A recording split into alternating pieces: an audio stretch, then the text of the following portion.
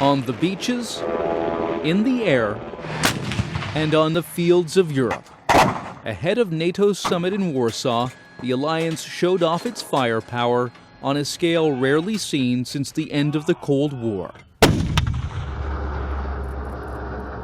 Some 31,000 troops from 24 nations trained in Poland and the Baltic states for the massive military exercise called Anaconda 16. With all the different nationalities and the different units, and just kind of watching them work, and to know that if there was like a big conflict and we all had to come together, that we would be successful. The 10-day exercise was part of an effort to bolster the defense of NATO's eastern flank. The military drills were aimed at increasing readiness and reassuring alliance members that share a border with an increasingly aggressive Russia. Russia respects power. Russia sees a liberal approach, democratic approach, discussion, compromise as a weakness. In the spring, a NATO exercise put tens of thousands of troops and vehicles on the roads, rolling from Germany to the Baltics. In mid-June, NATO defense ministers approved a new permanently rotating force. Rattled by Russian aggression in Ukraine and elsewhere, the alliance announced plans to deploy 4 multinational battalions, around 4,000 soldiers, in Estonia, Latvia, Lithuania, and Poland. Hammering out the details will be at the top of the agenda for NATO leaders in Warsaw. We are now discussing the size, the scope, and the composition of that force. This will send a clear signal that NATO stands ready to defend any ally. Many security analysts doubt the new NATO force would be able to repel a potential Russian attack. Instead, it's meant to act as a deterrent. It's not so much that actually Russia is sitting there thinking, how can we invade the Baltic states? It's more, I think, the fear that if the Baltic states look weak and easily pluckable from the tree, then it might create some temptation within Moscow. Russia has viewed the NATO exercises as a provocation.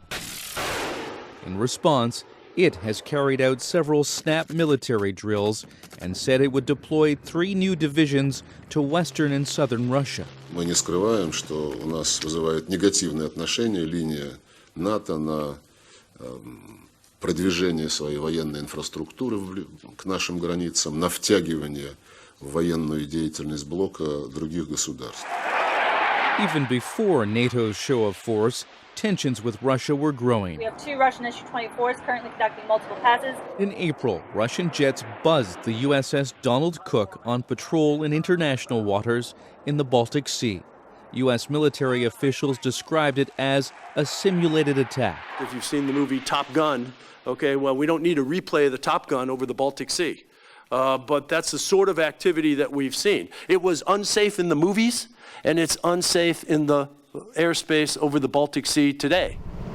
With both sides increasing their military posturing, one security analyst warns the situation could spiral out of control. There is certainly a finite risk that a war could break out by miscalculation.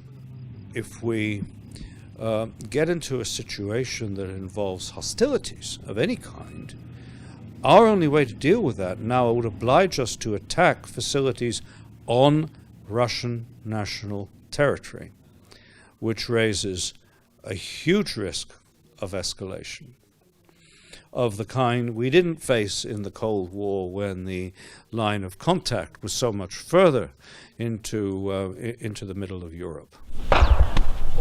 Ukraine understands the risks that come from sharing a border with Russia. Fighting with Russia-backed separatists still flares in the east of the country. With a ceasefire in tatters, NATO defense ministers have approved a package to modernize Ukraine's armed forces. Казати про режим припинення вогню, коли режим порушується в день 50, 40 або 60 разів, дуже, напевно, важко. Georgia, which conducted military exercises with NATO in May, knows well the havoc its northern neighbor can cause.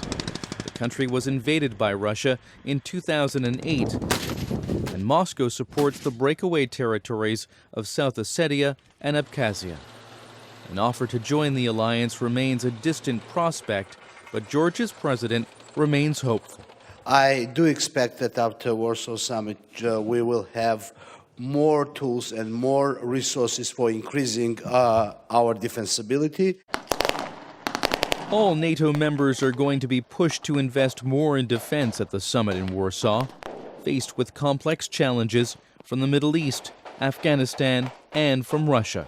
The alliance needs to project military strength and have the financial firepower to back it up.